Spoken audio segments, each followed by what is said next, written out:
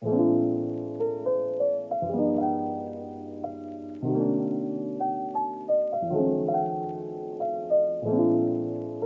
and happy holidays, film fans. Welcome to All the Film Things. I'm your host, Elizabeth. Thank you for listening. If you're enjoying this podcast, please leave a review and a rating. Also follow All the Film Things on Instagram for updates and more film things. To celebrate the holiday season, the film I watch every Christmas and what many regard as one of the greatest films ever made is the focus of today's episode, since it is celebrating its 65th anniversary this year. This is the 5th analytical episode in a row, and an unprecedented move that I did not originally anticipate, but the next episode, which will be the first of the new year, will be a casual format episode. Today, we are talking about Billy Wilder's beloved 1960 comedy drama film, The Apartment, starring Jack Lemmon, Shirley MacLaine, and Fran MacMurray. Joining me for this discussion, and back for a third appearance on All the Film Things, is film historian, author, lecturer, Max Alvarez. Welcome back, and thank you very much for joining me today, Max. Elizabeth, it is an absolute pleasure to be back on the outstanding podcast, All the Film Things. Oh, you're too kind. Thank you. An honor. I'm thrilled to have you back on to discuss this specific film. I feel like each of our emails around the holidays includes the mention of The Apartment. And by the way, we will also be mentioning and talking more about your upcoming lectures with New Plaza Cinema, as well as your feature film noir film that we'll tease. But I want to start off by asking you, since you too hold The Apartment in very high regard, do you remember the first time you watched this film? I do, Elizabeth, and I don't think you're exaggerating when you stated it's one of the greatest films of all time. Having rewatched it the other night, it truly is. When I first saw it, it was under the worst conditions. It was on network television in the early 70s, NBC Saturday Night at the Movies, I think it was, panned and scanned, interrupted with commercials, probably edited. But I was mesmerized by it. And it wasn't until years later when I was living in Los Angeles in the 80s that I was able to see it properly projected in a cinema. But network TV in the early 70s was my first exposure to The Apartment. Were you a kid at this time? Like, how old were you when you first saw it? I'm afraid to tell you, I was a kid. I was 12 or 13, an impressionable 12 or 13-year-old. And I actually believe this may have been one of the earliest network airings of the film. It's hard to believe that a film would take 13 years to reach network television, but I believe it took a long time for The Apartment to get to network TV. But this would have been the early 70s. That's surprising it took so long, especially considering it won Best Picture. Exactly. And sometimes it has to do with legal reasons, but of course, in any event, that was my first exposure. The Apartment is said to have a massive impact on cinema, specifically for bringing realism to the silver screen as the Hays Code was loosening its grip on Hollywood. Can you talk a little bit about the significance of this film and what it meant for this transitional era between old and new Hollywood? It's fascinating because when I think of the influence of The Apartment, well, it's been a long-term influence because we see it in the 21st century on TV series like Mad Men, films and TV shows that were very critical of corporate America during those years. Mad Men, of course, was set in the 60s. But I should think that it would be influential in terms of story structure. I mean, this to me is the film they should be teaching in universities about how to write a screenplay because of its superb structure, the way that the whole narrative is laid out, and the absolutely flawless, not just excellent, but flawless blending of comedy and drama. Yes. And Wilder was very proud of how he and I.A.L Diamond, the writer, had achieved that balance between the hilarious and the tragic. And it wasn't so obvious.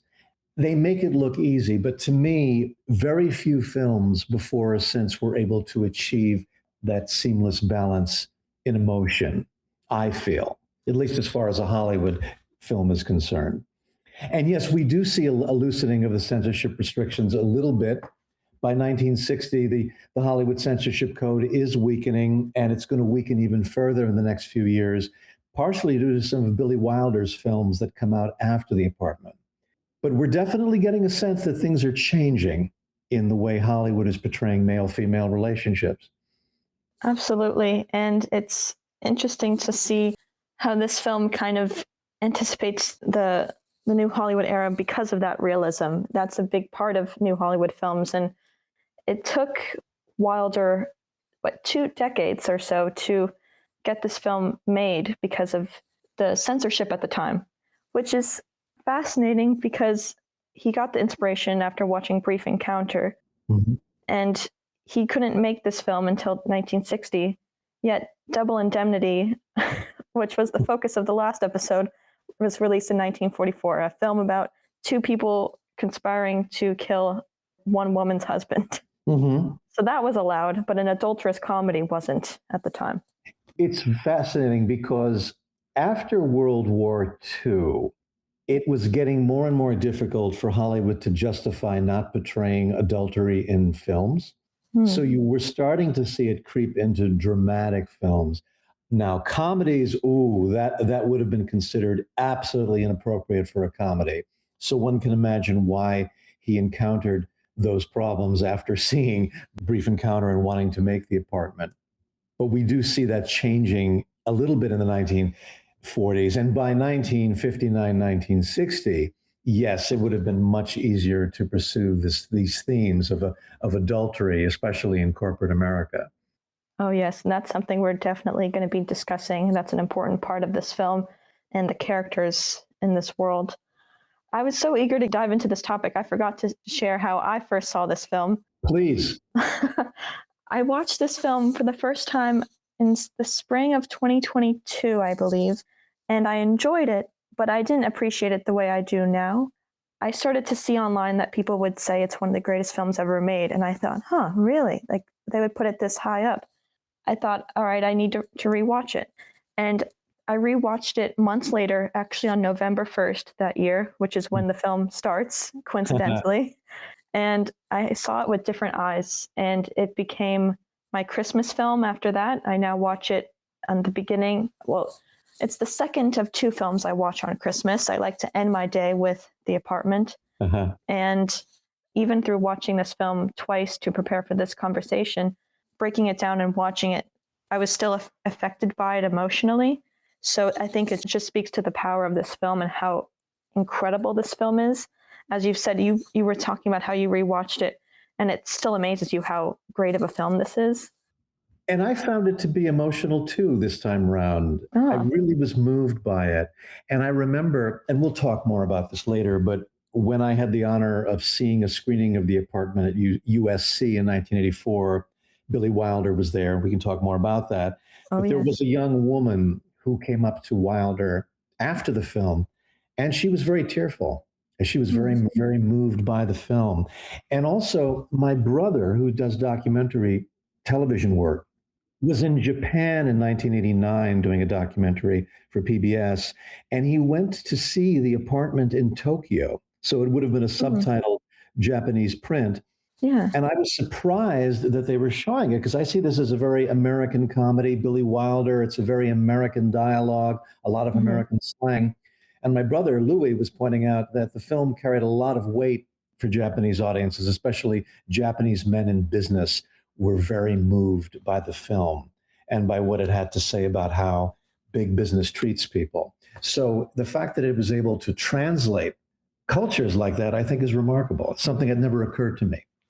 That's fascinating. It is very much an American story, even though Billy Wilder himself is an outsider. He was an immigrant to the U.S., and people believe that because he did immigrate to the U.S., that's why he was able to depict American culture, corporate culture, so brilliantly as he does, because any American is too close, which is funny because it's kind of a callback to Double Indemnity, why Keyes couldn't spot Neff's deception because he was too close. So I like that little parallel in real life. Brilliant. Yeah.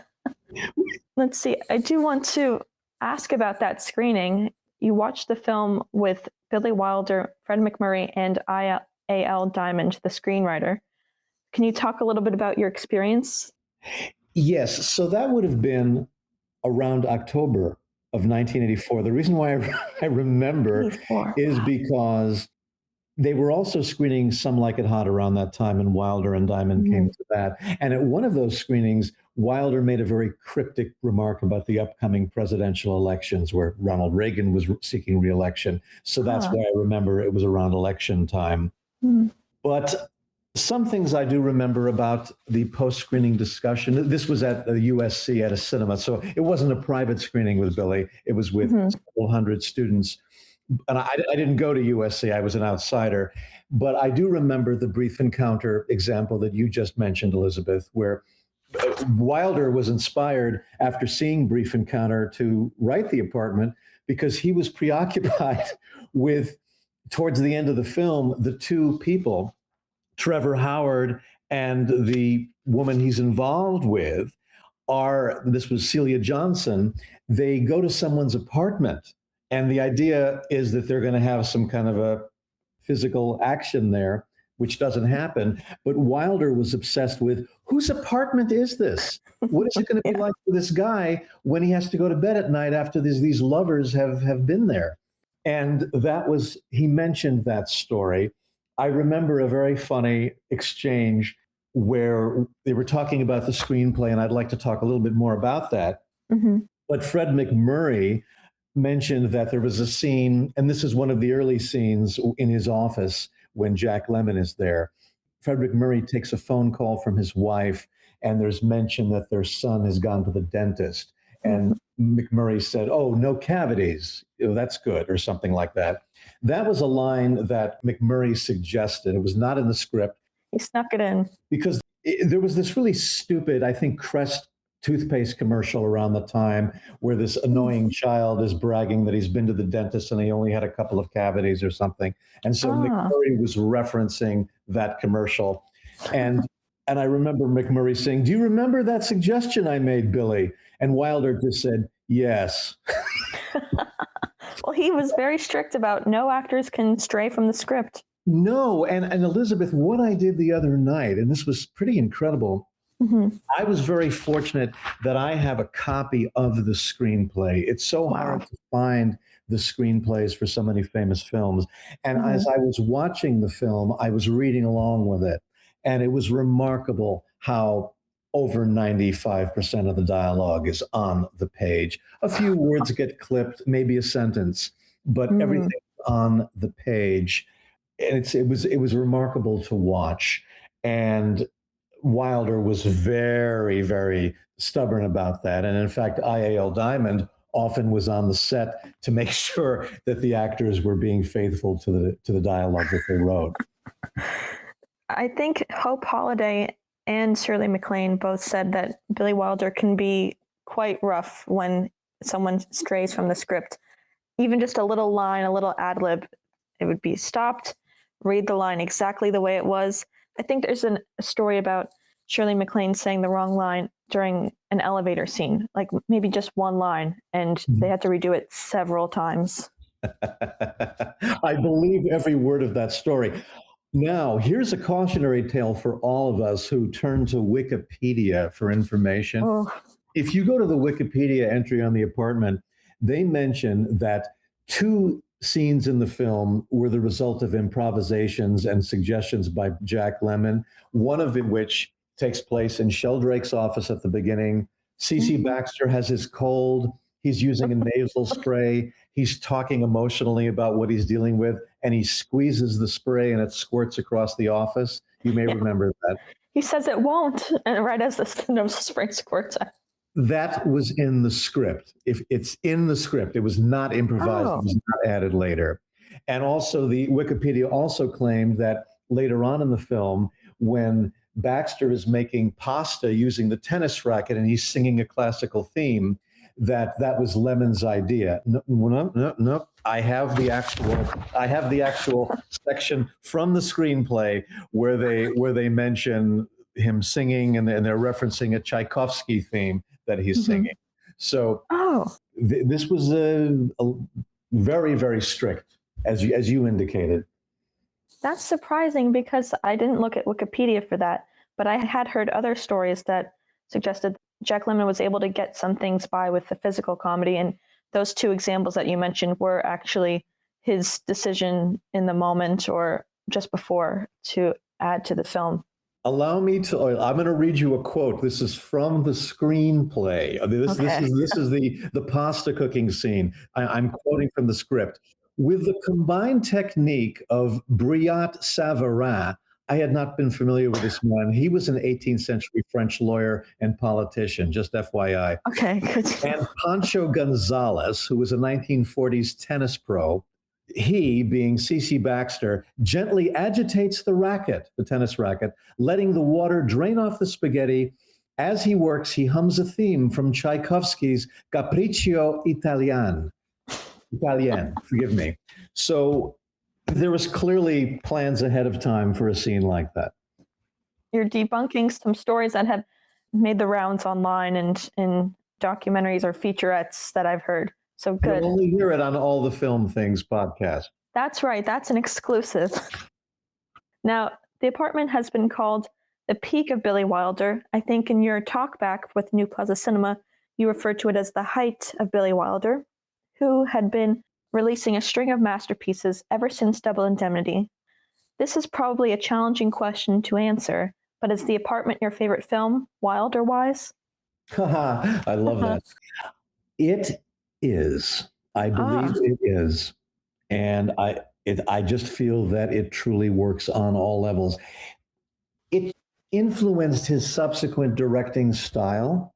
He made in the 1960s other comedies that were photographed in black and white Panavision that had a very gritty feel to them, that took a balance between drama and comedy and dealt with some difficult issues.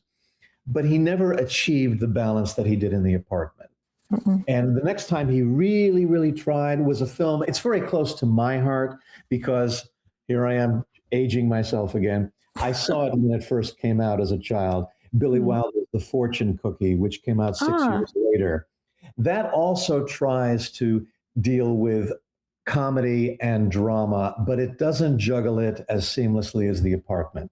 The dramatic scenes seem a little awkward or just out of place with the comic scenes. And so in that sense, The Apartment is the pinnacle of his brilliance. It wasn't his biggest success. Irma la Douce 3 years later was a huge success, but it's not as fondly remembered today from an artistic perspective. Yeah. I actually haven't seen Irma la Douce. I had it recorded, but then all the recordings at my house got deleted recently. So a tragedy. Oh, you have no idea. I had so much recorded, but that was one that I was so especially hoping to watch ahead of this. But I'm surprised to hear that it's as big of a hit as it was. It's, again, like you said, it's not a film that's regularly discussed. Even The Apartment, I don't think gets enough credit today as it should. So to hear that that's a big success is quite a surprise. I mean, Irma la Douce was a monster hit, hit, even though Wilder lovers don't have a very high opinion of it. And The Apartment did very well commercially. Of course, as we all know, it won a number of Academy Awards, Best Picture and Screenplay. It won for the amazing Alexander Troner's art direction. He was a great Hungarian production designer. He designed those really creepy insurance company office, the sets, the endless rows of desks with the fluorescent lights, all of which were built in a soundstage at the Samuel Goldwyn Studios in West Hollywood. Incredible. So that won an Academy Award. It also won an Academy Award for editing. And Verna Fields, the very legendary film editor who edited films like Paper Moon and Jaws, when I heard her speak in the late 70s in Milwaukee, she mentioned Billy Wilder kind of shrugging his shoulders about The Apartment winning an Oscar for editing. He said, all we did was cut out the slates. And for those of you who are not in production, the slates, as in take one, take two, there's always a slate for every scene, but you cut that out in order to show the actual scene. I suspect there was a lot more that went on there. Yeah. But when you look at the script, once again, it's remarkable how close the structure of the completed film is to what appeared in the actual script. There's a funny slight deletion that took place when C.C. Baxter returns to his apartment in the very, very beginning, and he has his cold and all that, or he's about to get his cold. There's a dissolve that takes place, and you see him in bed. Well, before that, they must have filmed this. He climbed into bed, he plugged in the electric blanket, and he opened the latest Playboy magazine to look at the latest centerfold. Ah, Then I presume they couldn't show the centerfold, but then he turned to the back of the magazine where there was a layout titled "What the Young Executive Will Wear," and there was a subheading oh, revealing the return of the bowler hat that we see him later wearing at the Christmas party. Then he returns to looking at the centerfold, but then he becomes sleepy. hmm. That was cut out. Other than that, I could not come across any other scenes that were written that didn't get included in the finished film. Wow. I've seen that picture of him holding up the Playboy magazine, and I thought, when is that in the film? You've seen the picture? I never Oh, saw yeah. that. Really? Oh, it was in some kind of a featurette on the DVD, I believe. It was unheard of at the time. Yeah, I'm sure it's online somewhere. I'll have to find it and send it to you. But I definitely saw it and was confused because that would have been quite striking to see it, especially for a film at this time. Absolutely, absolutely. And you let me know if you want to hear any of these, but I do have some examples of the brilliance of the prose. Not necessarily the dialogue we know is brilliant in The Apartment, but Oh, yes. it's the words on the page describing the scenes that are also Mm. magnificent. And oh gosh, forgive me, Elizabeth, I'm about to say something very, very sacrilegious here. But Oh boy, here we go. screenplays can be very pretentious. I mean, if you read a lot of Mm-hmm. scripts, you know what I mean? Yeah. Where sometimes they're describing a setting and they're saying the clouds are dancing in the sky above an oppressed population. And Yeah. a director can't do anything with that. But No, the it's way limiting. exactly, but the way Wilder and Diamond describe the scenes are a director can do something with this. Hmm. I can give you just a couple of quick examples. Oh, yes. They describe the 19th floor where C.C. Baxter works. Quote, acres of gray steel desks, gray steel filing cabinets, and steel gray faces under indirect light. One wall is lined with glass enclosed cubicles for the supervisory personnel. It is all very neat, antiseptic, impersonal. The only human touch is supplied by a bank of IBM machines clacking away cheerfully in the background. The screenplay is as poetic as the dialogue in the film. That's incredible. Exactly. Yet it's visual, and you as a Yes. director would know what to do with that, right? It gives you some room. Precisely, precisely. So there are that's an example of their writing, and I just wish so many more screenplays in general would be published from this era. Yeah. Uh, just one quick sentence that I have to share. In the Yes. beginning, they describe the consolidated life building where C.C. Baxter works. Hmm. And the script describes it as it's a big mother covering a square block in lower Manhattan, all glass and aluminum, jutting into the leaden sky. Oh, that's so good. That's so well written. I just missed dialogue written at this time and just writing at this time. It's clear in the dialogue. Ann Hawkins and I discussed it in the last episode that writing was just more classic and less direct at this time than it is today. And it's so Absolutely. refreshing to hear. Well, I remember back in the 80s, I was talking to a struggling screenwriter in Los Angeles, and I mentioned The Apartment and what an amazing screenplay it was. And he said, yeah, Mhm. they really had to write back then. Yeah, that's very well said. Yes. Let's see. I do want to say you mentioned the Oscar for the editing, and there's really no stylistic editing here. I mean, you mentioned Mm-mm. only the slates were really cut out, but everything that's a transition to a different scene is either a cross dissolve or a fade to black. So it's Mhm. really not that. It's not Oppenheimer, you know. Yeah, and you're right. And the instances where there is direct cutting, like direct cut from one to another, say Mhm. Christmas Eve, where Fran is losing it in the apartment as CC Baxter is drunkenly dancing with Margie in that sleazy Archie. bar.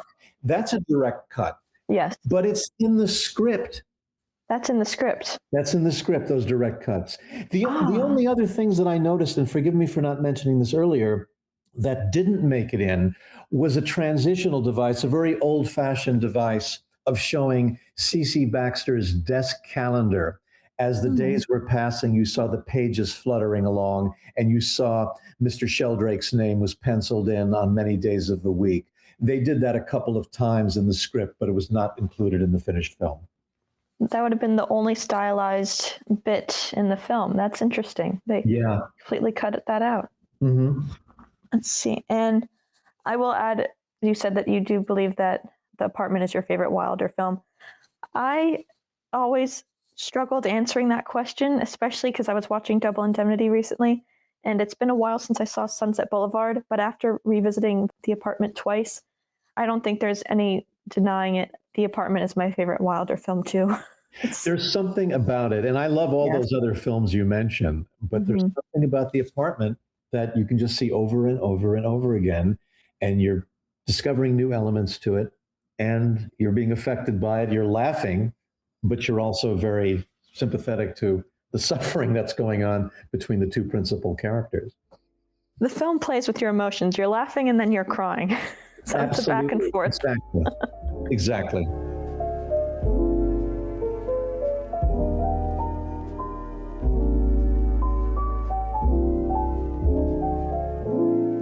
I do want to read the IMDb plot summary for the film. A Manhattan insurance clerk tries to rise in his company by letting its executives use his apartment for trysts, but office politics and his own romantic hopes complicate matters. All right. Now, we are introduced to this film, into this world, through its corporate culture. We see their work selves before we really learn about their personal lives, and in Fran's case, especially, who they really are. Consolidated life is crucial to the story as it displays the conformity and routine between all those who work in the building within their departments. Everyone is dressed in their uniform, from businessmen to the elevator girls. What fascinated me, and what you did mention before, was after World War II, this was sort of a new environment at this time. That corporate culture was kind of invented after the economic growth that came with World War II. So Wilder was one of the first to depict this setting, which is so recognizable today and one that many spend their lives in. Oh, yeah, that's brilliant. I mean, it is. And I think that's one of the reasons why it's still so effective and doesn't seem dated. Yes, what you're describing, the elevator girls in uniform, yes, that's clearly from another century, but the main themes have not dated at all. No. At all. No. And it seems, from what people have said, the film is even better of a watch today than it was back then. I think there's something to be said for that. And it's just, here's another thing. When you're reading along with a film, if you're fortunate enough to have the screenplay with you and you're watching it, you are more and more in awe of what great actors can do. We don't appreciate what great actors can do to make dialogue seem spontaneous. Yes, absolutely. I don't know what else to say except a simple little inflection, but it's all there on the page, and yet they make it seem like it's just coming out of them for the first time. And it's such an incredible lineup of performers. Of course, we know Jack Lemmon and Shirley MacLaine, and Fred MacMurray in an uncharacteristically sinister performance, because that generation knew him through Walt Disney comedies like The Shaggy Dog or The Absent-Minded Professor, or, of course, the TV series My Three Sons. He was always the clean-cut American family man, father. And here he's playing an unsavory character, as he did in Double Indemnity. Yes. But I don't know if you have anything more you'd like to add before. There were some other actors I wanted to mention as well.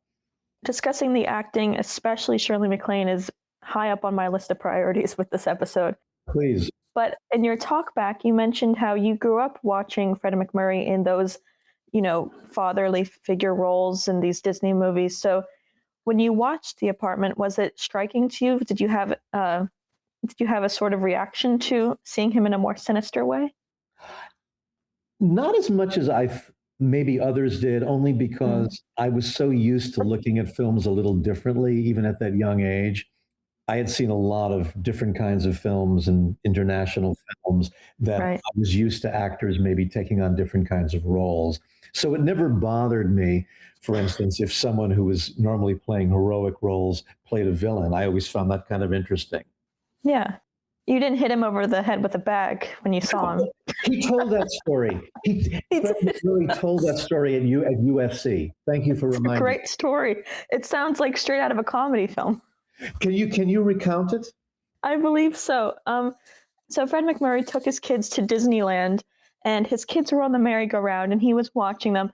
And this woman came up to him and said, "I just saw the apartments." And then she took her back and whacked him over the head. "You ruined your Disney image." And then she just walked away. I think I remember Unbelievable. him saying something to the effect of "You should be ashamed of yourself" or something like that. Oh, I'm sure that was added at the end as she was walking away. That always fascinates me when the general public truly believes the actors are who they're playing on screen. Yes. You know, but there was other actors there. Ray Walston, who plays Mr. Dobish, is very good in this film. In the 60s, and when I was growing up, he was very big on a TV series called My Favorite Martian, which was on CBS in between 63 and 66. And then 4 years after The Apartment, he appeared in a very controversial Billy Wilder comedy called Kiss Me Stupid with Dean Martin and Kim Novak, which is fascinating. But he replaced Peter Sellers at the last minute. And Walston I thought he was really over the top and he really overplayed that part in Kiss Me Stupid. He's much more effective in The Apartment. Yeah. We have an actress I just love that we don't see enough of is Edie Adams, who plays the secretary, Miss Olson.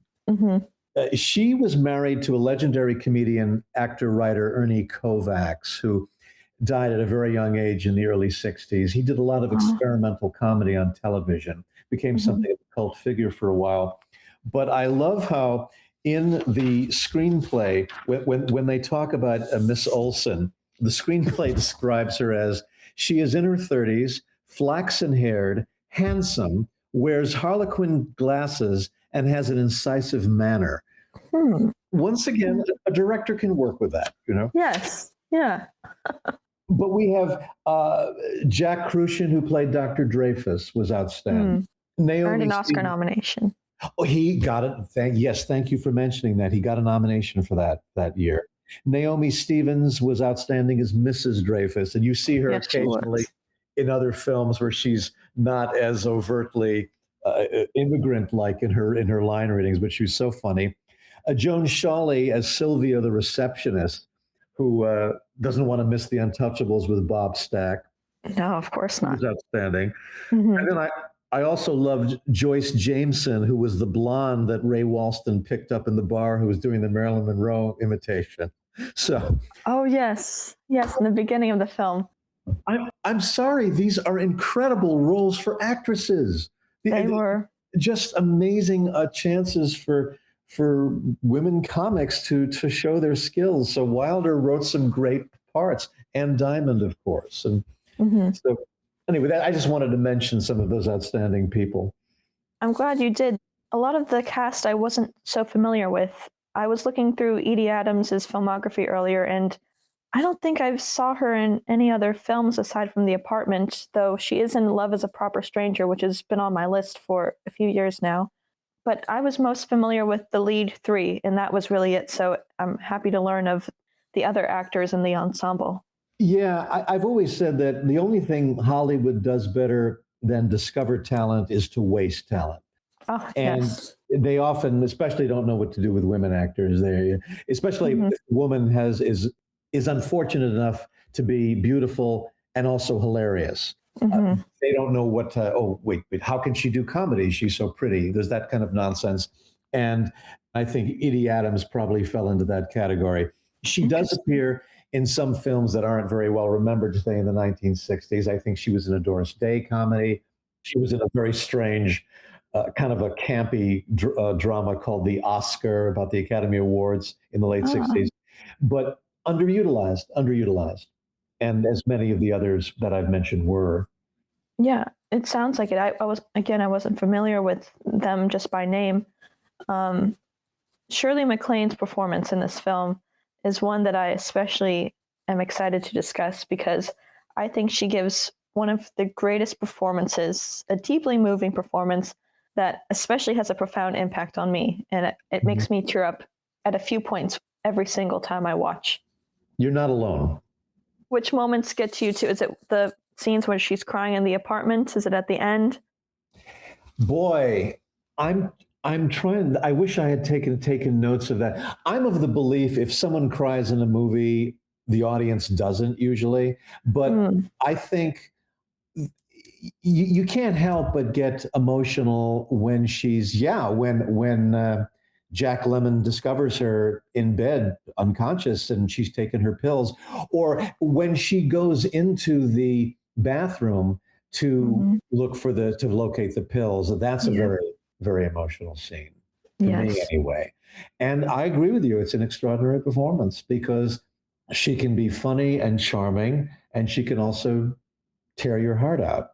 Absolutely. Absolutely. If I can get a little edgy here just for a minute, Elizabeth, I remember forgive me, you can always cut this out. When I was in Los Angeles in the late 80s, we used to hang out with a couple. One of the wife was an ardent feminist. And I was telling her how much I loved this film. And I think she was so annoyed by how the men behaved in it. Well, that's the point.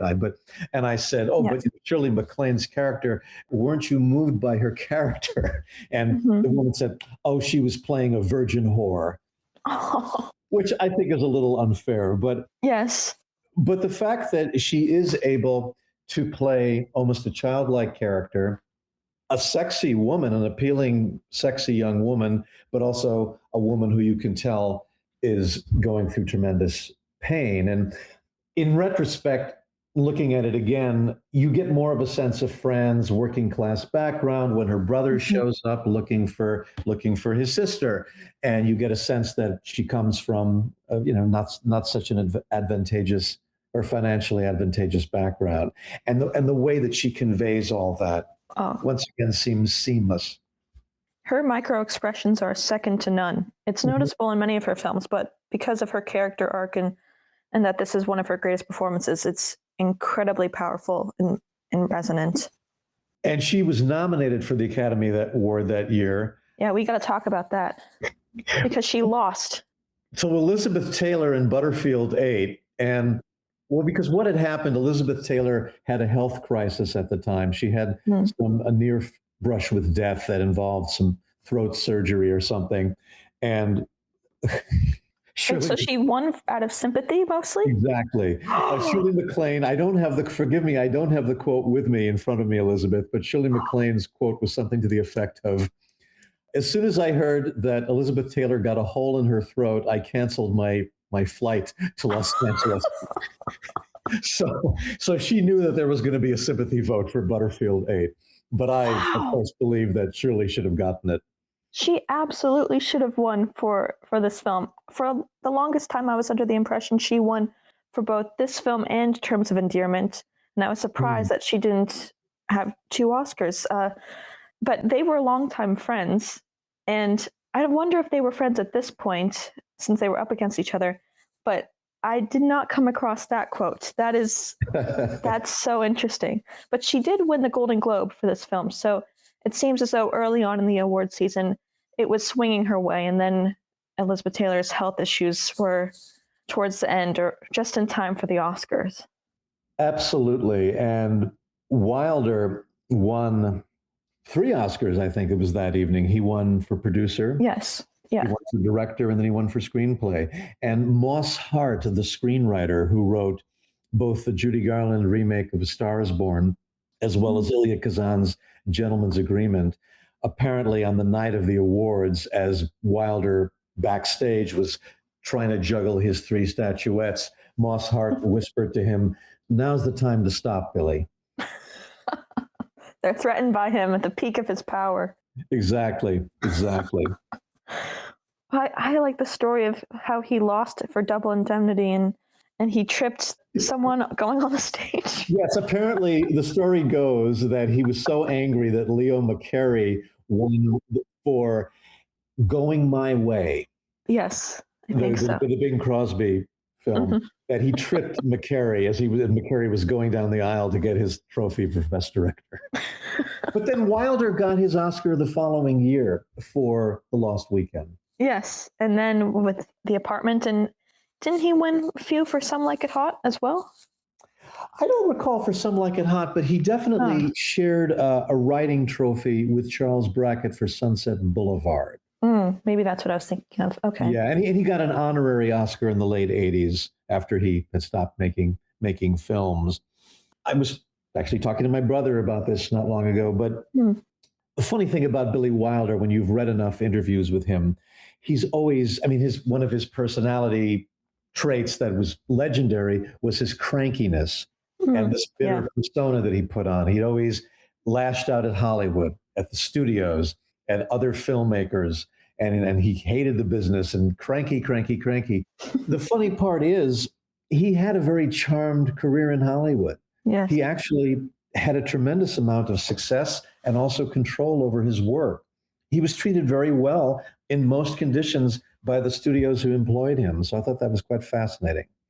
Yes, and he had a very successful working relationship with you sent me the name, the Murish Corporation Oh, yes. and United Artists. That was a very successful partnership at this time and significant in that transition of old to new Hollywood. Yes, he had a successful partnership with, it's alternately known as the Mirish Company and the Mirish Corporation. Okay. And that was formed by a number of brothers from my hometown, Milwaukee, Wisconsin, who had been producing films at Allied Artists in the 50s. And then they made a very lucrative deal with United Artists in the late 50s. And they signed Billy Wilder to direct films for them, along with other directors like Blake Edwards and so on. Mm-hmm. But they pretty much had a pretty good working relationship until The Private Life of Sherlock Holmes in 1970. There was some bad blood there, and that film ended up being re-edited against Wilder's wishes. But for the most part, it was a positive producer, production company, director relationship.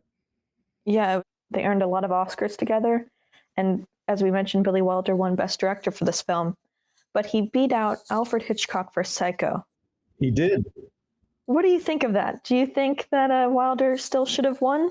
Hitchcock never won an Oscar. He never won an Oscar. And no, we take for granted Wilder's directing because we think of him as more of a writer. I think he saw himself more as a writer than a director. And when compared to a movie like Psycho, we say, well, I mean, Psycho was much more cinematic.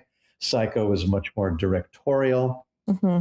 But The Apartment is directed, and there's a style to it that I think maybe it is not as apparent. And one thing that others have pointed out, and also when you read his screenplays, especially The Apartment, there isn't technical information in there. There's nothing there about what the camera is supposed to be doing. Whereas in the Hitchcock screenplays, everything is very carefully laid out. But it's a different approach to directing that the two had. I don't know. That's a coin toss. You know, I think the Psycho is well directed, but so is The Apartment.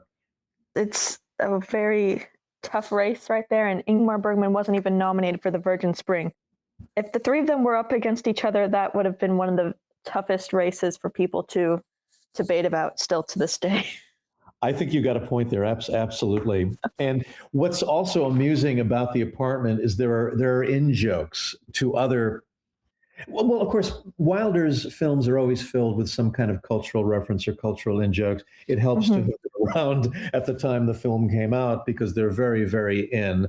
But I'm sure you know this already, where the name Sheldrake originated.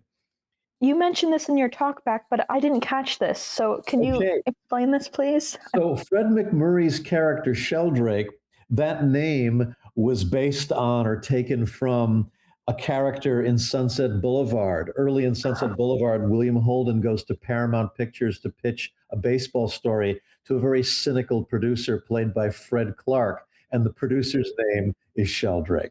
Oh, that's excellent. So there's a few connections between his other films. I mean, The company is set at an insurance company, which is of the double indemnity. Yes, brilliant. See, That never occurred to me. You Really? I never thought of that. I think just because I transferred from researching one Billy Wilder film to another, that it was able to catch on a lot faster. The Sunset Boulevard with Sheldrake, I did not catch because it's been about 3 or 4 years since I watched Sunset Boulevard. Well, that's understandable. And there's also a line later in the apartment when two of the sleazy executives, Kirkaby and Dobish, are talking in one of the offices. And one of them, Kirkaby says to Dobish, "Toot, it's more like a lost weekend." Of course, that's in joke there. He was clever at putting those in. And even for a Marilyn impersonator to be in the film in the beginning, just after working with her in Some Like It Hot. Yes, and also I always look for the political content in films, and there was political topicality there, where Margie McDougal on Christmas Eve is griping about Castro in Cuba. I mean, Castro is a rival to Cuba. Very topical. That whole exchange is truly unbelievable. They're both sat at this bar, and she goes on and she just asks him, "What are your thoughts on Castro?" Out of nowhere. And then you think, is she talking about who I think she's talking about? And she is. What a conversation starter. That whole character was really interesting because as she's being forced out of the apartment, she's like, "Wait until I tell my husband about the way you're treating me." She's about to cheat on her husband. She was all ready a few minutes ago. And yeah, go call your husband in Cuba. I could have used another 3 hours of her. I thought she was absolutely fabulous, absolutely fabulous. And it's just there's all these kinds of little nuances that you have to pay attention to. Yes.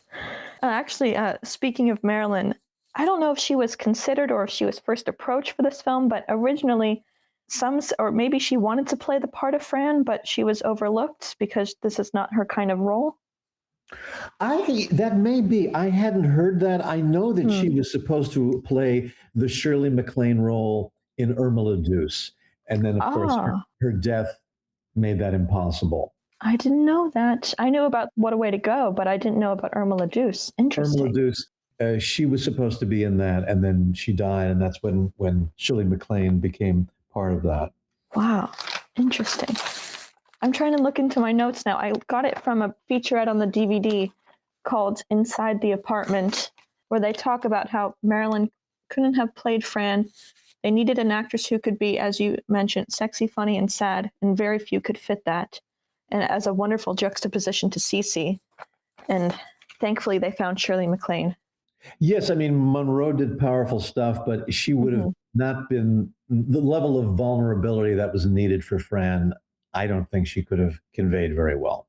Yeah, it would have been very interesting to see her take because the character of Fran is very depressed, and Marilyn has said to be a very sad person. Jack Lemmon said that that's his big takeaway from working with her. And the way Shirley plays Fran, especially like after the realization for Cece of the compact at the Christmas Eve party, which is one of the greatest props ever in cinema.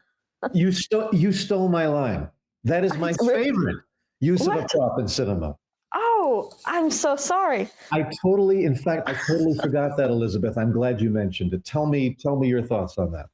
Oh, well, I mean, that compact, actually, while rewatching the film, seeing how it's first used casually in the Chinese restaurant, the first scene between Fran and Sheldrake, that already, for his reveal to be the person she's meeting, was already a shock to the audience.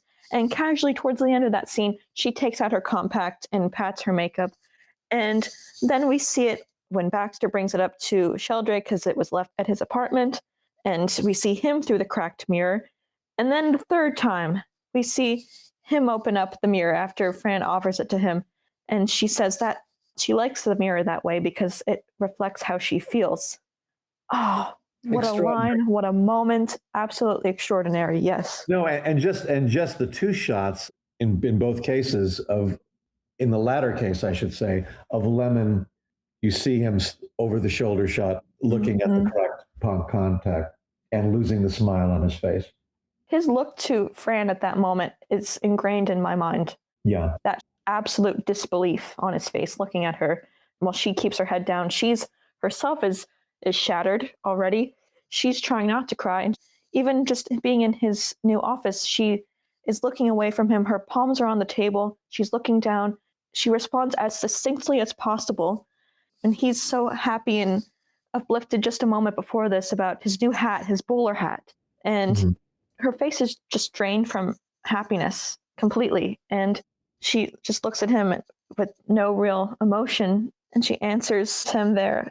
Oh, that's a very important scene that sticks out in terms of her performance. Of course, the scene, as we mentioned, in the apartment with her and Sheldrake, especially by herself, crying and being by this Christmas tree, which we definitely got to talk about why it's being set during Christmas time and the significance of that. But all these juxtapositions, all this, it's not your cheery Christmas film, basically. No, it's not. And when you were describing that whole Christmas party scene, I remember when they were doing a Wilder retro in LA in the 1980s. He had attended a screening I was not at, but I overheard a young woman who had attended it comment that he mentioned that in every script, every scene has 3 acts. And there are 3 acts at the Christmas party. Almost the first is where Baxter sees Fran at the elevator and said, "Hey, come on, let's join the natives." And they're both giddy and happy. Act 2, or the second part of that act, I should say, is when the Edie Adams character talks to Fran drunkenly, talking about how she's just in a long line of women that Sheldrake has been having flings with. And then the third part of the act is the one you just described. Yeah, that scene, the film, it starts out November 1st, and then there's an eventual cross dissolve to the Christmas party.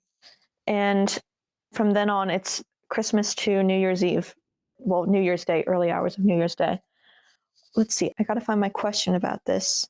I can only speculate as to why it was chosen to be during the holidays, only because it certainly taps into the loneliness of the character. I mean, the C.C. Baxter, bachelor, alone, and it sort of caters to that. Holidays, you know? Yeah, that's exactly what I was going to ask. Why do you think it is important for Wilder to set the film, especially one of the most important and devastating points of the story, around the holidays?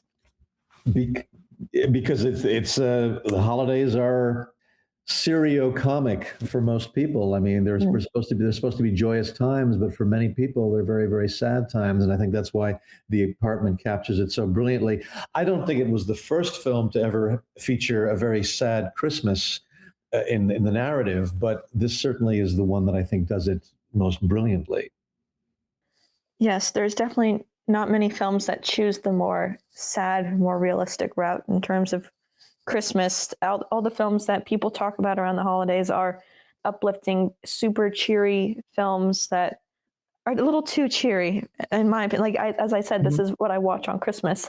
So I'm not watching all these, like Elf or like the ones that are so beloved to people today. But it's an important distinction that it is set around Christmas. It's very important to the story. It is, and you hit on an important part of it as well, is that this does not look like your typical rom-com. No. I mean, this is a bleak-looking picture. Yes, the insurance company offices are very brightly lighted with the fluorescent lights, but that's still very depressing. And then, of course, you have Baxter's apartment, which is dark and depressing. This is not the kind of lighting you would see in a Doris Day, Rock Hudson comedy of those years. No. And of course, it's not in color. And the lighting is much more, how shall I say, the lighting is purposeful. And because a lot of lighting from that era was not, they were just putting light on things, on props and on furniture. But here it's motivated. And in Baxter's case, and I have to imagine that Alexander Troner, the production designer, had a lot of discussions with Wilder about the look of this film, because moving forward, a lot of Wilder's films in black and white are going to have this kind of bleak look. I mean, Kiss Me Stupid is a very bleak looking comedy. The Fortune Cookie is a very bleak looking comedy. And the black and white can make things look very beautiful or very bleak. And I just thought that was something that stood out for me. Films at the time, as you said, were mostly filmed in color, and it was filmed in Panavision. Anamorphic lenses were used on a black and white film stock. And all right, I'm scrolling to find exactly where I mentioned this. Well, if I can jump in, because please this do. really was the first big year for Panavision. Panavision lenses were designed because widescreen CinemaScope lenses made people look very chunky and bloated. Mm-hmm. They called it the CinemaScope mumps. And so Panavision had come out with better lenses that eventually replaced CinemaScope as a widescreen format. And The Apartment was one of the very first films released and filmed in Panavision format. And it's a format that Wilder used for most of his subsequent films. It looks incredible, especially the shots of CC at his desk in his office. I mean, I think it just adds to how he's just a little cog in this giant machine. Absolutely. And there's something I have got to raise, because only on All the Film Things will you ever hear this. Oh, good. Another exclusive. And this is an exclusive, and this shocked me. The theme for The Apartment is very famous. The theme that opens the film, it closes the film. It's the theme that the piano player in the Chinese restaurant plays as Fran enters the Chinese restaurant to see Sheldrake. It's the theme that's playing on the record player as Fran is preparing to overdose. And everyone can be forgiven for assuming this was written by Adolf Deutsch, because the credits to the film say that the music is composed and conducted by Adolf Deutsch. Yeah. If you ever located an original LP of the soundtrack from United Artists Records, score by Adolf Deutsch, he didn't write that theme. It's actually, and I found this out, in the screenplay mentions that as Fran enters the restaurant, the piano player plays Jealous Lover. I'd never heard of the song. It was a 1949 song written by Charles Williams with his concert orchestra, put out by Columbia Records. It's the theme from The Apartment. Now, why they didn't credit it, I don't know. But it was such an important part of the film's power, I believe. Yes, and is it true that I heard that John Williams dubbed the piano playing for the piano player in the film at the Chinese restaurant? I had not heard that. That's fascinating, because he was just a few years away from doing his own scores. Yeah, that's why I was a little surprised by that, and I wasn't sure if that was true or not, because it seems so. I mean, he's still working on films today. It must have been one of his first films, or he was just too young for this to be true. I don't think he was too young, because he was already doing scores 6, 7, 8 years later. So, okay. And they were often using young musicians for the studio orchestras. So it could be true. But I do like, since we're talking about scores, I do like the loneliness score that follows Cece. I think it's perfect to add to the feeling of loneliness. It's perfectly paired. That is a very, very effective theme. We see him when he goes into the Central Park to sleep at night. Yeah. And he's waiting for Fran outside the Majestic Theater, I believe. Yeah. Oh, two of many little heartbreaking moments in this film. You really feel for Cece throughout, and that's what makes his standing up to Sheldrake at the end and the triumphant score that comes in so effective. Yes, and that actually taps into what you were saying earlier, Elizabeth, because it in a way anticipates counterculture thinking, where CC Baxter rejects this cushy office life. And things were moving in that direction. I was a little surprised as the 1950s wore on, you are seeing criticism of big business and how, in this case, men become so wrapped up in big business and career advancement, they overlook their families and sell their souls. And I think The Apartment is a quintessential or is like almost a culmination of that. And one of the very funny elements, of course, is the dialogue, the corporate dialogue that they make fun of. Where you have Kirkaby dictating, premium-wise and billing-wise, we are 18% ahead of last year, October-wise. And then there's the ad for the apartment. You have to give United Artists credit for this. The ad copy for the movie poster, it says, movie wise, there has never been anything like the apartment, love wise, laugh wise, or otherwise wise. And actually, and I'm angry at myself for not taking notes, but Wilder and Diamond didn't come up with this. There was another film made a few years earlier in the 50s that made fun of the corporate dialogue that used wise in it. I can't remember the film. I don't know. It may have been Frank Tashlin's Will Success Spoil Rock Hunter, which came out 3 years earlier. I just watched that in the past few months. Okay, so but I was one of those films also had dialogue of that nature. But anyhow, clearly this is getting kind of counterculture here, where they're starting to criticize, the corporate mentality and the corporate treatment of people.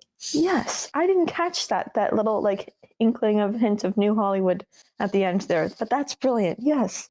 Oh, I love that. Just a little tiny hint, a little tiny one. Yes, just enough, like with the adding realism to the film, which was not really done previously. Exactly. This film really does shift between comedy and drama in a way that this tightrope. Shirley MacLaine herself described Wilder as having understood the direst of drama and the most farcical comedy. Mm-hmm. And there's a real sort of Venn diagram or light to dark with the comedy and drama in this film, because there's comedy, there's dark comedy, and then there's drama. And it's all handled so well, and it makes for every line. There's no throwaway line. Everything is important, and it's just so brilliant. Everything's there for a reason. And yes. And what better example of what you're talking about is the Christmas Eve scene, where you've got Margie McDougal, who's hilarious, and then in the bedroom is Shirley MacLaine's character. Fran is out cold, probably it's in a suicide attempt, and yet it goes back and forth flawlessly. Yes. And there's important lines said by the neighbors to both Baxter and Fran that are instrumental in their new beginnings, their shift to new beginnings at the very end of the film, about the neighbor telling Baxter to be a mensch, to be a human being, which kind of saves him from this dark turn that he could have had if he continued to climb the corporate ladder and strive to be like the men that he looks up to. And then with Fran, Mrs. Dreyfus telling her, you don't want to spend your life chasing a guy like this who makes you sad and makes you go to great lengths for her suicide attempt. They don't have much screen time, but they have a certain line that's absolutely key for these characters. Absolutely. And this happens to me all the time, Elizabeth, to the point where it's really starting to creep me out. But the morning after I saw The Apartment this week, I rewatched it on television. Mm-hmm. The next day, I kid you not, I'm walking down a New York street and a truck goes by that's named Mensch Movers. Oh my gosh. I'm sorry, that's not a coincidence. That's Billy Wilder having a laugh. Oh, he's having the best laugh right now. And you've never seen a truck like that, never heard of that company. I've never seen that truck before. That's bizarre. That's so great. Let's see. Oh, I do want to get into the ending, but do I have time for another question about their time together? Let's see. I'm going to risk it. Okay. When you watch Baxter and Fran together in his apartment during the holidays as she recovers from her suicide attempt, do you see Baxter as holding on to having togetherness on Christmas with the woman he likes, or in a more sinister way, keeping her there to please Sheldrake? Ooh, that's a heavy question. I've had different viewpoints of this scene after revisiting it a few times. So I originally saw it as him holding on to togetherness, but then how he feels confident in wanting to please Sheldrake and his ways of keeping her here. No, you can't make a call. Where are you going? Very controlling of her movements. I was curious if you have a certain way of looking at that scene. Well, he's definitely trying to manage the situation for Sheldrake. Oh, yes. To his own advantage. I guess as a guy, I view it as kind of I don't know if it's a male fantasy, but the romantic side of men that we don't get enough credit for is, wouldn't it be great if you could help a beautiful woman you were madly in love with or have a crush on who needs you to help her, and that by your helping her, she will fall in love with you. I mean, that's Uh, what speaks out to me from a lot of those scenes. But I do agree with you that yes, that Baxter is also, he's playing the game too in a way. oh, yeah, he's playing the game. And even when she tells him that there are takers and there are those who get took, towards the end, they have a little exchange before they leave Consolidated Life for the day. He said, "Look, you were wrong about me. I'm taking Sheldrake for climbing the corporate ladder." Yeah, He's kidding himself. exactly, exactly. And we find out that the woman waiting by the elevator is not his date for the night. Oh, And that's such a heartbreaking move. yeah, yeah, no, it really is. And um, very funny story.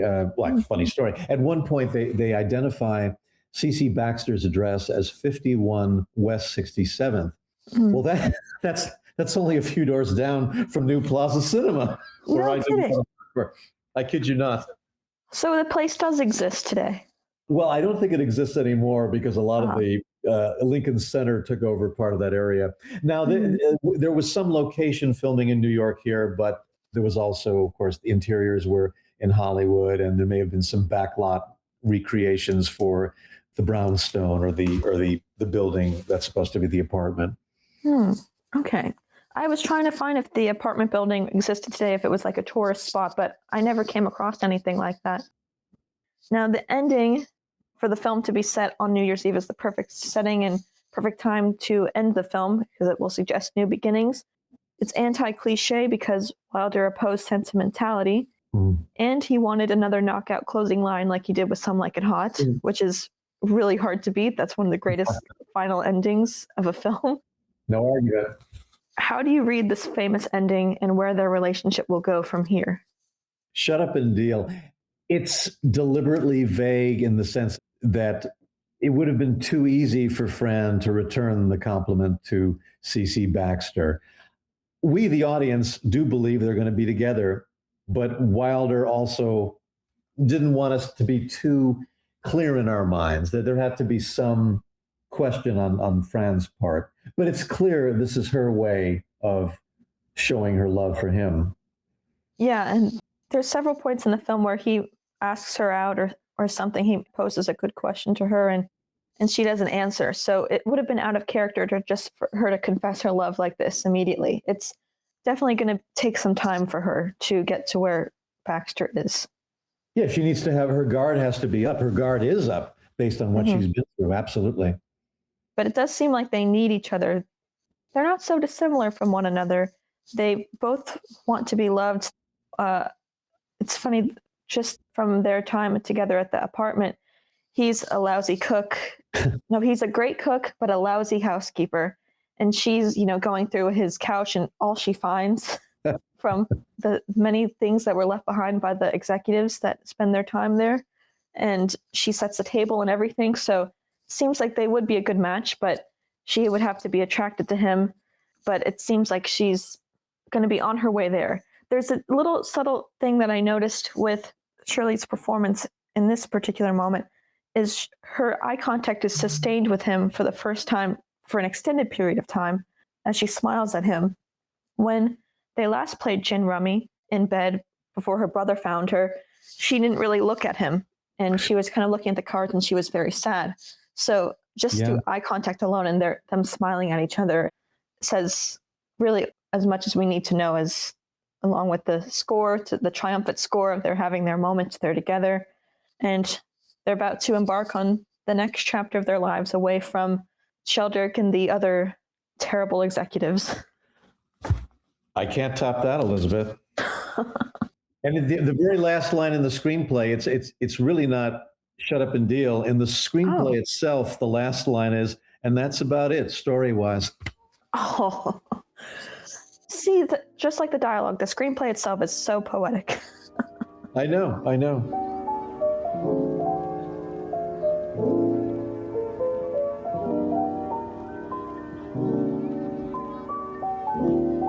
We did cover a lot of good ground here. Sure, there's other things I could have brought up, but Well, I just want to say one more thing, Elizabeth, Oh, that yes. as far as I'm concerned, your tops, I mean, decency wise and otherwise wise. That's how I was going to end the episode. You have to get up early in the morning to come on now. I had that written in my outline at the very end of the episode. I'm sorry. Right. That's okay. Well, you can still do it. You can still do it. We'll do another take. That's okay. It's fitting because I know that's how you ended your talk back. So I was like, oh, this would be a good way to end. But thank you very much for joining me today for another enjoyable and thought-provoking conversation on a classic, utter masterpiece of a film. I'm grateful to end another year of All the Film Things on a high note by discussing this dear holiday favorite of mine with you, Max. So I really appreciate it. Thanks for having me, Elizabeth. It's always a pleasure to appear on All the Film Things. Yeah, I love having you on, and we always have some of the best analytical conversations. And as I mentioned, you are a film historian, author, lecturer, and you have, with New Plaza Cinema, a screening that you're going to be introducing and having a Q&A with after. On December 21st at New Plaza Cinema in New York City, Dan Cahill and I will be joined by several others to discuss Robert Wise's 1959 masterpiece, Odds Against Tomorrow. It's a film noir with Robert Ryan and Harry Belafonte. And someone special is joining you as well, right? Harry Belafonte's widow is going to be in the audience. That's incredible. That's so exciting. Very big event. And you go to newplazacinema.org. Yes, go to newplazacinema.org to watch your previous online lectures and to stay updated on upcoming lectures. And you can also go to New Plaza Cinema on YouTube to find these previous lectures. I will recommend the apartment talkback because you had a great conversation with an author who talked with, and I think wrote a book about Wilder, Joseph McBride. And that was very helpful in preparing for this episode. Oh, terrific. You also do lectures with the Smithsonian Institute. At this point, you haven't recorded it yet, but by the time this episode is out, you would have done a lecture on Burt Lancaster. That is correct. And we also did one just a few days ago on Humphrey Bogart. So I'll be back in the spring. And if you go to the Smithsonian Associates Programs website, type in my name, you'll find out what might be coming up. Yes, go to smithsonianassociates.org under the Programs tab as well to see the upcoming online lectures. Is there anything you can tease about the New Plaza Cinema lectures to come in 2026? Well, these are actually classic film screenings, and Dan Cahill and I usually do 2 films a month. We introduce the film, we show it, we have a discussion afterwards. And once again, you can go to our website. We haven't confirmed January yet, but go to our website, New Plaza Cinema, and there'll be more information there. Oh, yes. Go to newplazacinema.org. And you are working on your feature film, noir film. How is production coming along? Thank you for asking. We're about 75% through the filming of this black and white film noir. It's set in 1951. And I just started scenes with a new actor who I'm very excited about. And we're just moving along where the aim is to, by the spring of 2026, to start working on the post-production side of things, which is a whole other situation. Yes, and well, because you're using real film stock. 35 millimeter, XX, Kodak. Wow. Whenever I ask you for updates, it's funny because you always have, the number of progress that you have. So it's 75% done now. Okay. Because I've been building the edit as I've gone along. So I've literally have been timing out every single shot, and I've been pretty accurate so far, but this gives me a rough idea of how much there is left. So how much left do you have to film? Do you have many more scenes left? There are about almost a couple of dozen scenes with this new actor. And then there's going to be a flashback sequence where I have to find some actors for that, and then some insert shots. And then that's kind of the basic filming. Have you thought about how you want to go about releasing the film? I'm not going to even get there yet. The point is to get this done. I know I can get some bookings, but as you know, this is a cruel age for small independent films. Yes. But I think getting it done first will be an exciting achievement. Oh, yes. It's your debut feature. You've been working hard on it for a few years now. So it's going to be a big deal when you release it and when it's done. I'm going to make as much noise as I can. Yes, as you should. Let's see. Okay. And is there a film recommendation, a line from a film, really anything you would like to conclude our episode with today? Well, I mean, there's so many from a Billy Wilder film. I'm trying to think if there's anything I can quote. Or if there's a holiday film that you like to watch around the holidays. I know you sometimes watch some Christmas films at this time. Yeah, I mean, the fact is, I'm not. I mean, sometimes, in order to be diplomatic domestically, I do sit through Love Actually or Miracle on 34th Street. Those aren't my go-to films usually. I would prefer a nice, edgy noir from the 50s, but I don't have anything specific to quote, unfortunately. Okay. Well, Miracle on 34th Street, are you talking about the one with Natalie Wood? Yes, which actually I think is very underrated from a artistic perspective. There's a bit of bite to that. It's not your typical warm and fuzzy holiday movie. Yeah, I watched that one last year and I really liked it. But I love Natalie Wood. So just to see her so little was really nice. Mm-hmm. But some of the story is preposterous with the legal battle with Santa. Yes. It was hard for me to grasp a little bit. So that's why, as I said, The Apartment is my second feature of the day. I start with Fanny and Alexander. Oh, that's a good Christmas film. Yeah. That's a great film. Bergman is one of his great masterpieces. And while the film version is probably what I'll be watching on Christmas, the original 4-episode television version is even better since it includes important scenes that are excluded from the film. Mm-hmm. So I'll definitely say that is a good Christmas watch. It's not a cheery Christmas film either. Bergman film, not cheery. I don't know what you mean, Elizabeth. Oh, you don't know what I mean?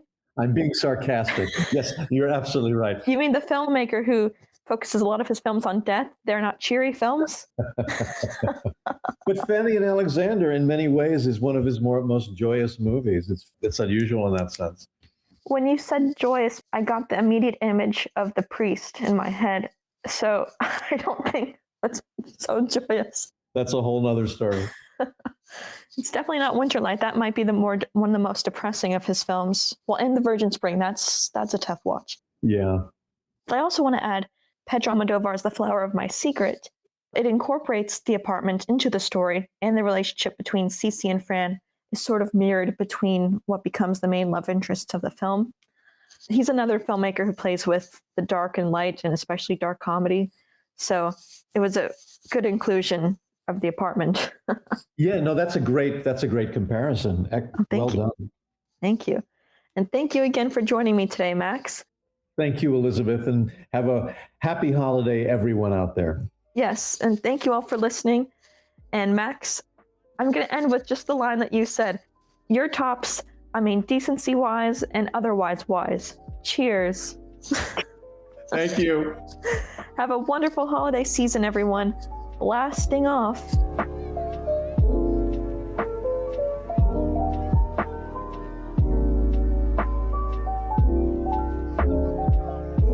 Special thanks to Max Alvarez, Ann Hawkins, and Helena Amador.